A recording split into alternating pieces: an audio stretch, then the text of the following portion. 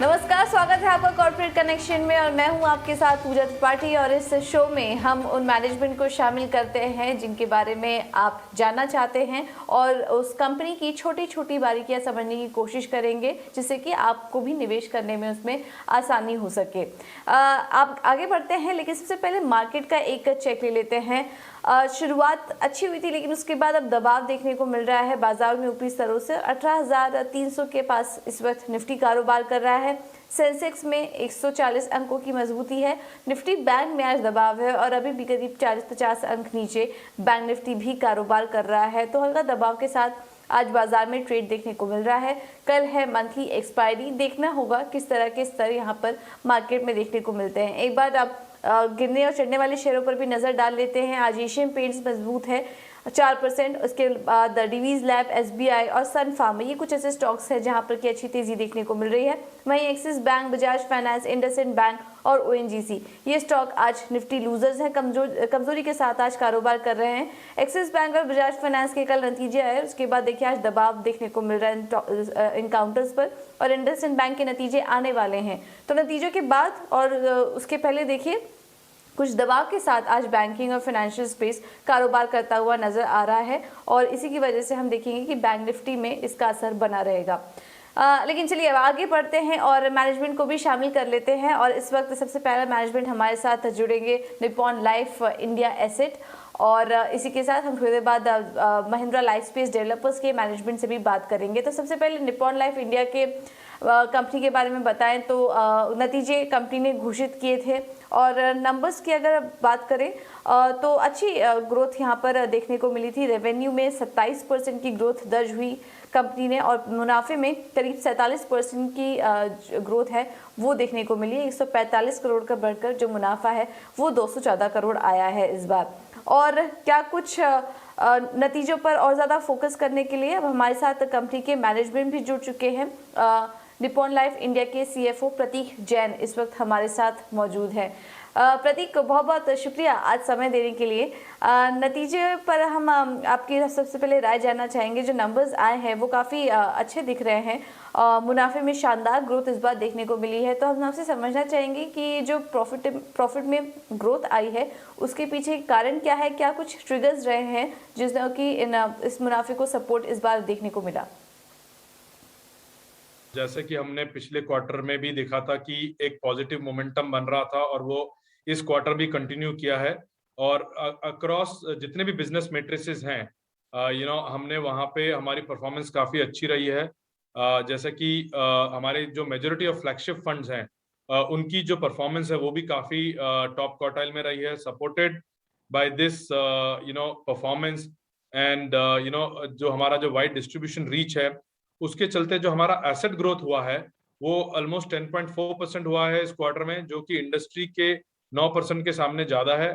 इससे कि हमारा जो पहले 6 माह में हमारा ओवरऑल मार्केट शेयर जो है वो 21 बेसिस पॉइंट से बड़ा है।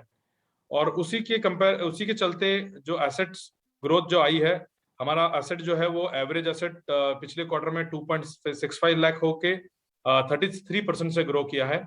रेवेन्यू जो है वो 425 करोड़ से ग्रो हुआ है, ऑलमोस्ट उसमें 32% की ग्रोथ आई है। और जैसा कि आपने बताया कि जो हमारा प्रॉफिट है वो 47% से ग्रो करके 214 करोड़ हो गया है इस क्वार्टर में।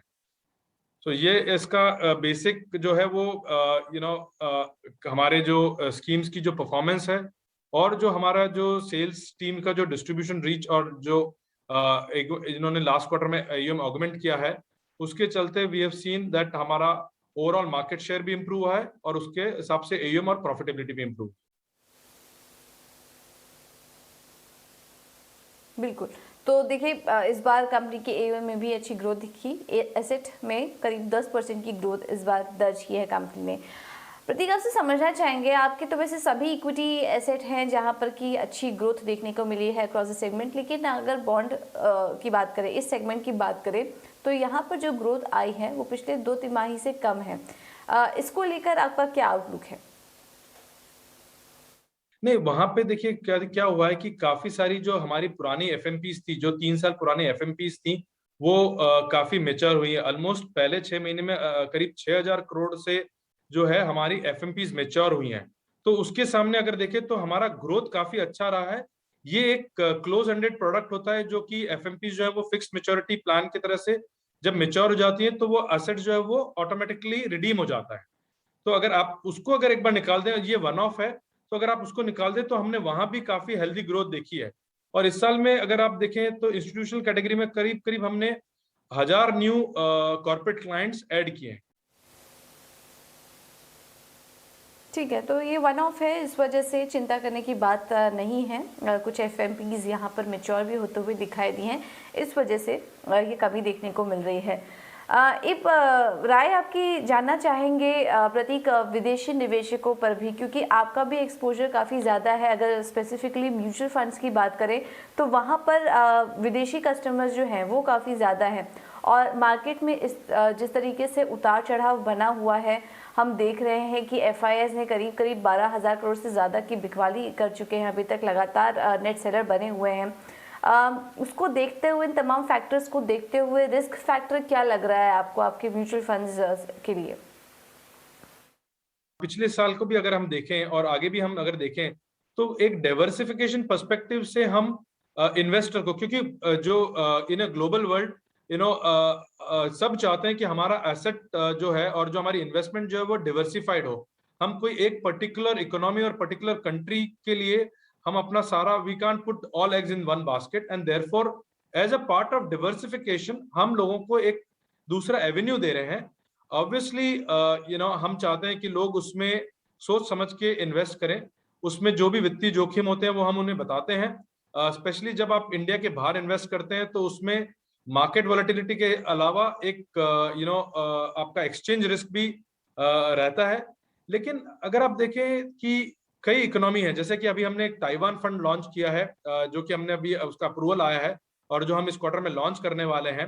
अगर आप देखें कि ताइवान एक ऐसी इकोनॉमी है जो कि एक डेवलप्ड इकोनॉमी है, जो काफी अच्छे से ग्रो कर रही है। और अगर आप उनके मेट्रिसेस देखें, in terms of the kind of ease of business, in terms of overall GDP growth rates, अगर हम देखें तो वो एक अच्छा एवेन्यू देती हैं इन्वेस्टर को। और आपने जैसा भी देखा होगा कि पिछले साल हमने लोगों को products like Nasdaq, Japan, Korea, तो हमने ये सारे एक अलग अलग प्रोडक्ट लाए हैं, जो कि हम more from a diversification perspective हम एक ऑप्शन प्रोवाइड करना चाहते हैं इन्वेस्टर को, जो कि इन्वेस्टर अगर चाहें तो बिसाइड्स डोमेस्टिक मार्केट के अलावा वो एक फॉरेन इन्वेस्टमेंट और या फॉरेन कंट्री के इन्वेस्टमेंट में भी पार्टिसिपेट कर सकते हैं।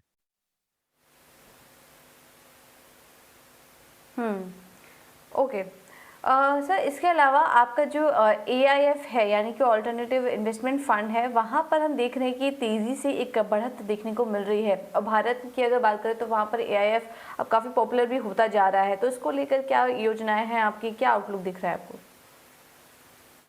देखिए, हमने काफी समय से कहा है कि देखो, म्यूचुअल फंड बिजनेस हम कंटिन्यू उसको ग्रो करते रहेंगे। अगर आप देखें कि म्यूचुअल फंड बिजनेस भी जो है उसके पास एक बहुत बड़ी अपॉर्चुनिटी है।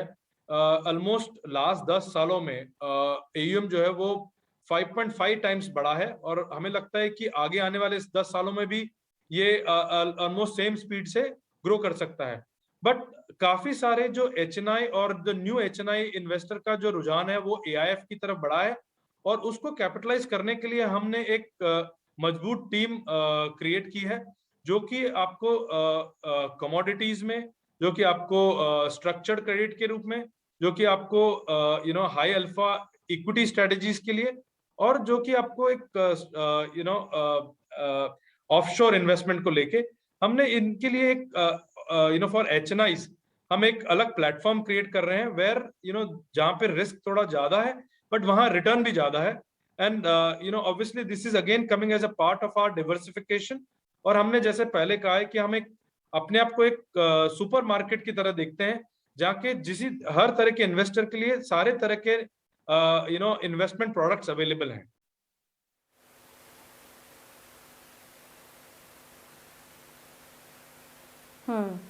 सर, विदेशों में भी हम देख रहे हैं कि भारतीय बाजारों का जो क्रेज है वो बढ़ता जा रहा है, तो इससे इस रुझान को देखते हुए आपकी कंपनी पर किस तरह का इम्पैक्ट पड़ेगा? देखिए, अभी एक्टिव साइड में काफी ज्यादा पैसा नहीं आया है, और जो जो ETF साइड में कुछ कंस्ट्रेंट थे, उसकी वजह से वहां पे पैसा नहीं आया। लेकिन अभी जैसा कि आपने सुना होगा कि गिफ्ट सिटी आ रहा है, जहां पे आपको जो बाहर के निवेशक हैं उनको एक इजी एक्सेस मिलेगा। तो ऑब्वियसली हम लोग भी उस तरफ काम कर रहे हैं, जहां से हम हमारे प्रोडक्ट लॉन्च करेंगे गिफ्ट सिटी से। और उसके अलावा हमारा जो है we have created an infrastructure both on the UCIT equity and UCIT fixed income fund. We have all the infrastructure and the highways ready for a foreign investors to invest into India. So we believe कि जो जैसे market open हो रहा है और India की attractiveness बढ़ रही है, हमारे पास में वो सारे इन्वेस्टमेंट एवेन्यूज हैं बाहर के इन्वेस्टमेंट के लिए। आज की डेट में हम ऑलमोस्ट 9 से 10 हजार करोड़ बाहर के इन्वेस्टर का मैनेज करते हैं। एंड हमें लगता है कि हम यहाँ से इस एसेट को मल्टीपल टाइम्स बढ़ा सकते हैं। तो ये आने वाले टाइम में हमारा रेडीनेस है उस चीज को कैपिटलाइज करने के लिए।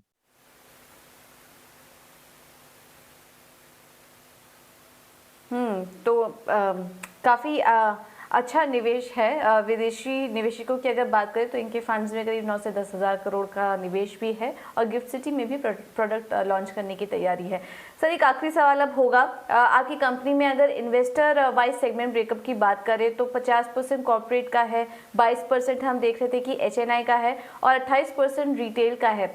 तो इस जो सेगमेंट वाइज ब्रेकअप है, इसको लेकर आपका क्या आउटलुक है? क्या यही बरकरार रहेगा या आने वाले समय में इसमें कुछ आप चेंजेस करेंगे? फोकस कहाँ रहेगा आपका? अगर आप देखें, हमारा जैसे कि मैंने आपको बताया कि हमारा जो रिटेल बेस है वो कंपैरेटिवली इंडस्ट्री के कंपैरिजन में काफी अच्छा है। टोटल इंडस्ट्री में 2.67 करोड़ यूनिक इन्वेस्टर हैं और हमारे पास में 86 लाख हैं। तो ऑलमोस्ट 32% हमारा उसमें यूनिक इन्वेस्टर शेयर है। और जैसे कि हमने बताया कि हमारे इस साल भी हमने पहले 6 महीने में 18 लाख नए यूनिक इन्वेस्टर जोड़े और पूरे इंडस्ट्री में करीब 40 लाख नए इन्वेस्टर जुड़े। तो हमारा शुरू से ही फोकस छोटे निवेशकों की तरफ रहा है। हम जो है we do not want to compete in the red ocean strategy. We want to expand the market. We want to go to the smaller cities and towns. We want to get the new investors, onboarding mutual fund. आज की date में जैसे कि 2.67 करोड़ ही investor unique investor हैं, तो 130 से 140 करोड़ जनता, जिसमें कि 40 करोड़ पैन कार्ड होल्डर हैं, उसमें अभी पेनिट्रेशन लेवल काफी कम है। और इन टर्म्स ऑफ एसेट साइज भी अगर देखें तो बैंक फिक्स डिपॉजिट में ऑलमोस्ट 156 लाख करोड़ रुपया है। और वो 156 लाख करोड़ पे आज की दर के हिसाब से 5 से 5.25% का एनुअल रिटर्न जनरेट होता है। और जहां पे अगर आप देखें कि इन्फ्लेशन रेट जो है वो 4.5 से 5% का रहा है, तो उसके कंपेयर में हमें लगता है कि काफी सारा पैसा जो है वो धीरे धीरे रिटेल इन्वेस्टर का म्यूचुअल फंड की तरफ आएगा। म्यूचुअल फंड एक ऑप्शन आपको देते हैं कि आप लॉन्ग टर्म इन्वेस्ट करके एक टैक्स एफिशिएंट इन्वेस्टमेंट कर सकते हैं और इसमें आप एक गोल प्लानिंग भी कर सकते हैं। और SIP के थ्रू आप एक डिसिप्लिन इन्वेस्टमेंट अगर करते हैं तो आपको जो पास्ट एक्सपीरियंस के हिसाब से अगर आप देखें तो काफी फायदा लोगों को हुआ है। Again it is all subject to market risk, but अगर हम पुराना अगर देखें तो काफी लोगों को SIP के थ्रू फायदा हुआ है। एंड वो हमारा और एमफी का ये रहा है कि आप जाके लोगों को एजुकेट करें, रिटेल इन्वेस्टर्स को एजुकेट करके उनको म्यूचुअल फंड फोल्ड में लेके आए। और हम उसी तरफ will continue to work through our physical branches. हमारा करीब 280 से ज्यादा जगह पे हमारे फिजिकल ब्रांचेस हैं और जो हमारा डिजिटल इकोसिस्टम है वहां से भी लोग इन्वेस्ट कर सकते हैं।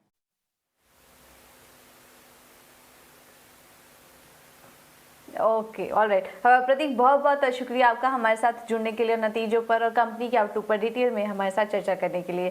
कंपनी का स्टॉक देखिए इस वक्त 0.5% गिरावट के साथ सपाट ही कारोबार यहाँ